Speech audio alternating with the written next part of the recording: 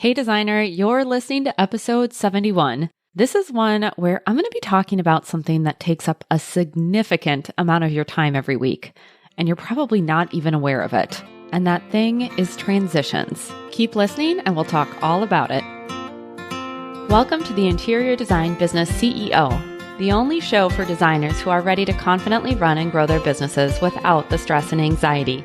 If you're ready to develop a bigger vision for your interior design business, free up your time, and streamline your days for productivity and profit, you're in the right place. I'm Desi Cresswell, an award-winning interior designer and certified life and business coach. I help interior designers just like you stop feeling overwhelmed so they can build profitable businesses they love to run. Are you ready to confidently lead your business, clients, and projects? Let's go. Hello, designer. Welcome back to the podcast. As always, I'm so glad to have you here. Can't believe it, but it's the end of February. We're just getting back from a trip. My husband and I had the opportunity to get away on our own for a little bit, which is pretty few and far between, but we were so grateful to my in-laws and my mom for helping us make that happen. And oh my gosh, it was so nice to not be responsible for anyone but ourselves for a little bit.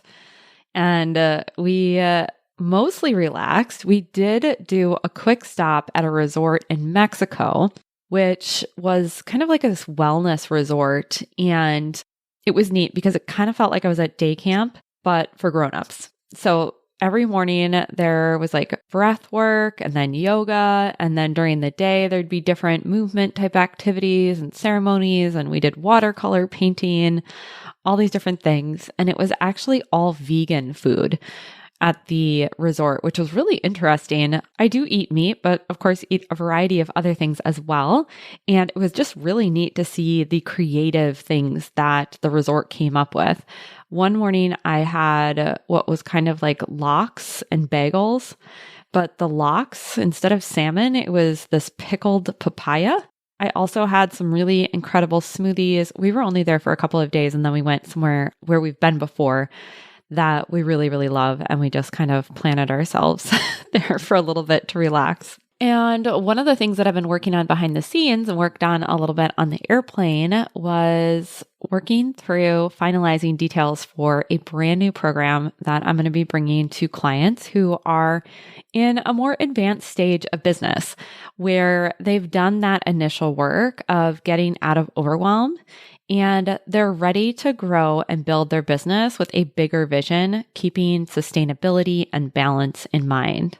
So if you've worked with me and out of overwhelm in the past, or maybe out of overwhelm hasn't been a fit for you, but you want to be supported by me in bringing a bigger business vision to life in a really holistic way, know that that's coming soon. If you aren't already on my email list, let's make that happen. That is the first place that I send out all of my announcements about what is happening in the business and how I can support you. So I'll put the link in the show notes to sign up for that newsletter. Before we dive into the topic of navigating transitions throughout your day, I want to give a quick shout out to a listener who left this amazing review that just made me smile. Their screen name is WeatherStar, and they titled their review, "Must Follow and Listen." They said, "I'm so thankful to have found Desi's podcast. She's knowledgeable and experienced in both interior design and mindset, which is such a unique skill set to have and share with others. Her genuineness is evident and is a breath of fresh air amongst everything else we face day to day. What she shares is bite-sized and actionable, which is another reason why I'm always excited to hear and learn from her each week. I also find myself re-listening to previous podcasts when I need to dive deeper on a certain topic. Thank you for sharing and pouring into us." Thank you, WeatherStar, for leaving that amazing review. It's always so wonderful to hear the impact that the podcast is having on you. Of course, I'm in my office talking into my microphone.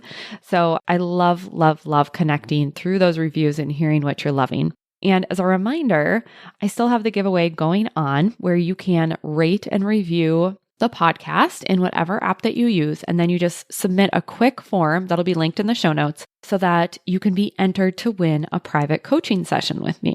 Leaving a rating and review for the podcast is one of the top ways you can help me spread the word about the show and get this content into the hands of more designers. And as a thank you, because I know that even though it doesn't take a ton of time, it does take some time, I want to offer the opportunity to support you through coaching. So be sure to leave that rating and review and submit the form so I know how to get in touch.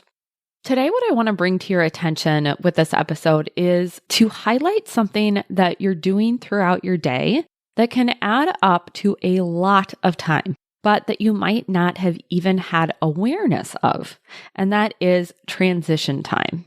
Transition meaning you're switching from one thing to the next. So maybe you're switching locations, you're switching your activity type, or maybe even your role that you're performing.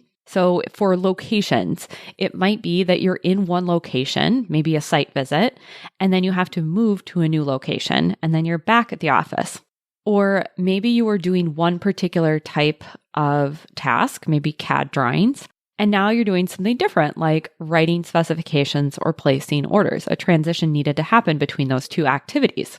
Roles can be another big point of transition. Maybe you were in what I call worker bee mode, which is being the one who has to implement the work. And now it's time to shift into manager or CEO role where you're leading and meeting with a team member. Transition in roles can also show up when you're transitioning from your personal life to professional life or vice versa. Like you're being the CEO, you're running the business, and then it's time to stop work and become the server of snacks because the kids are home and they need you. So these layers of transition can all interact, of course, but the important thing to note is that they are happening. This came up today when I was working with my out of overwhelm clients. We're a couple of months into the program and the clients are working on really dialing in their tracking and planning. And of course, I've taught them how to evaluate their planning and tracking so that they're continually learning what's working for them and what needs to shift.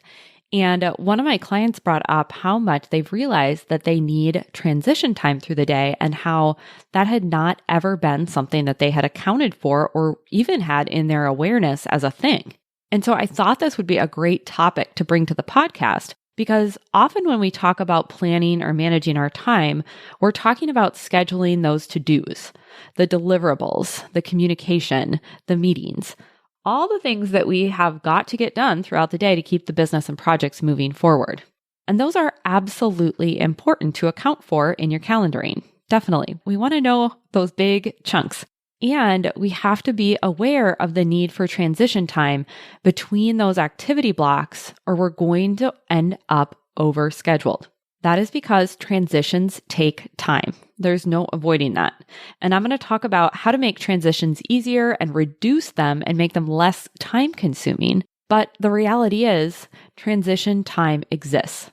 Since we know that it exists, we want to account for it instead of hide from it or pretend it's not there. I actually think this is one of the reasons why people get really frustrated or defeated with traditional time blocking. And that's because the appointments and to-dos that they're putting on their calendar in that time blocking method, whether that's paper or digital or anything in between, is that everything ends up stacked so tightly like dominoes, one after another, after another, after another. And all of the time that's accounted for during the day is accounted for with actual tasks, and they're missing the transition time. So, of course, when our calendar is stacked like dominoes, this doesn't leave any room for things to adapt or change based on new information or decisions about priorities. That's important to note. And in the context of today's podcast episode, most importantly, it doesn't account for transitions. Even if you have 4 15-minute transition times throughout the day, that is an entire hour. You could have something planned for an hour that is not going to happen because you didn't plan for transitions. I want you to think about your day. Most often, we're not doing one task and immediately diving into the next task. That is the transition. We might need to close files and open new ones between tasks. Even as I was getting ready to record this, I had to transition from putting my outline together to opening up the podcast recording software, testing the microphone, making sure that was all set. That was a transition. I couldn't go directly from one thing to the next. Or maybe you're a human and you needed to go to the bathroom or get something to drink or stretch your legs because they fell asleep. That's a transition. Maybe you just need a bit of shifting in your thinking, a refresh of your brain, or to move your body. Or maybe you need to make some notes or synthesize some notes from a meeting or the task you were just working on, where you're inputting new details for tomorrow's task or assigning them to a team member. Or maybe even you need to go from sitting at a computer to standing at a table. Those are all transitions. So you get the idea. It's just part of the day. And when we aren't aware of this or try to ignore it, we really run into planning issues where we're always setting ourselves up to be behind. That is a really yucky place to be when you're trying to give yourself the gift of planning to set yourself up for success if you don't incorporate this aspect of transitions. So now that I've made you more aware of transition times, what are you going to do to make them easier and less time-consuming? Well, the very first thing you want to do is try to minimize transitions. The less transitions you have in your day, the less time you spend transitioning, right? That's pretty natural. One of the ways that I teach my clients to do this is through focused periods of time where they are putting away, as I say, anything that dings or pings, closing out of distracting tabs on their browser, and really having a clear purpose for the time and creating a result within that time for themselves. And so this means that you're not distracting yourself or allowing others to distract you, because distractions, whether that is somebody calling you and you picking up, or you checking email, or your assistant having a question during that time, you're creating transitions where they just don't need to exist if you put some proper boundaries and planning in place to set yourself up to have that focus time. The other way that you can minimize transitions is to group like with like. So similar activities with similar activities. And this is one of the top 5 time-saving tips I can give you. And if you want the other 4, go ahead and download the Interior Designer's Get It Done Daily Planner. I'll have the link in the show notes, but if you go to www.desiCresswell.com/planner, you'll be able to download your free planner there. And that is going to talk about grouping like with like. It is such a time saver because of the minimized transitions. This can look like batching by activity type. So I might do a bunch of a similar activity all at once. So there's less of that switching and transitioning. It could be that you're grouping your planning around the type of role that you play. So if there is something where you are going to be more in the weeds, you're doing more of that work grouped together, like with like, versus more of that management, leadership, CEO work that would be grouped together. You could even do it with locations where you're stacking certain locations together to help minimize the transitions.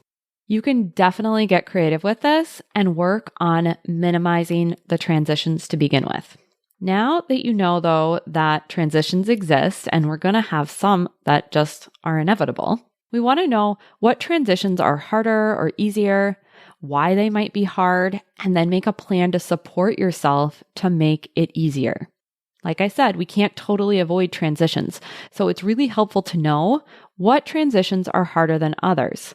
For one of my clients I was coaching, the transition from being at showrooms in the morning and then going to her office in the afternoon was a really difficult transition in terms of her energy. So what she did to account for this was she flip-flopped the way she would schedule those times, where when she knew she had showrooms that she needed to visit, she would do the in-office work in the morning and then the showrooms in the afternoon. So that way she could be done with her day after the showrooms as a way of minimizing that transition in energy levels and activity types and location. Sometimes clients will have theme days or certain days where they don't schedule client appointments because one of the transitions they've identified as difficult is that being on with clients to being settled in the office is challenging for them. Sometimes they need to shake off that extra adrenaline or excitement from the meeting. And so if they can avoid having those jumps from being on to needing to be very settled at the desk, then that's something that could be supportive. You could also start to explore, are there certain days of the week or times of the day or even with certain tasks where the transitions feel more difficult? This could be tasks maybe that aren't your favorite, or when you're transitioning to starting something new versus diving into something that's already in motion. Just take note of it and start to get curious about which transitions feel like there's more friction and where you can more easily glide into something new. Once we identify what those transition points are, we can then brainstorm solutions to support ourselves through the transitions.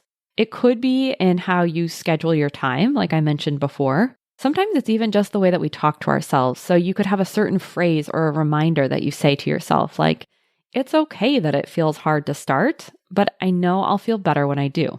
The other thing you can do is make sure you're giving yourself ample transition time, and at the very least, realistic transition time so that you're not rushing, especially when you're going between locations. It might be something a little bit more lighthearted, like playing music or just getting up and walking around. There's lots of ways you can make these transitions smoother. And as a leader of your business, you get to experiment with what works for you. So designer CEO, this is what I really want you to focus on this week. Notice the time that transitions take. Look into how you could minimize your transitions, and then explore how you want to support yourself through those moments of change that are inevitable throughout the day. This is going to help your day feel so much more spacious. Your planning is going to be more realistic. And you get ahead of some of that internal friction we all experience when it comes to transitions. That is what I have for you today. As always, I would love to hear from you, whether that's leaving a review, replying to one of my emails, or sending me a DM and telling me how you're using what you learned in the podcast, or even just sharing an idea for an episode. I really do enjoy connecting with you beyond this weekly chat we have. I'll be back next week with a brand new episode. And until then, I'm wishing you a beautiful week. I'll talk to you in the next episode. Have you ever wished I could be your coach? If so, keep listening. For a limited time, when you leave a rating and review for the podcast, you'll be entered to win a one-on-one coaching session with me. I can answer your questions and coach you on your unique challenges. All you have to do is scroll down to the bottom of your podcast app, tap the 5 stars, and leave a review. Tell me your favorite episode, why you look forward to listening every week, or why another designer needs to check out the show. It won't take long, and as a thank you for leaving a rating and review, you'll have the opportunity to win a private coaching session with me. Just click the link in the show notes to submit your review so I know how to get in touch. I can't wait to select a winner, and it might be you. I'll talk to you next week. Thanks for joining me for this week's episode of the Interior Design Business CEO. If you want more tips, tools, and strategies, visit www.desiCresswell.com. And if you're ready to take what you've learned on the podcast to the next level, I'd love for you to check out my signature group coaching program, Out of Overwhelm.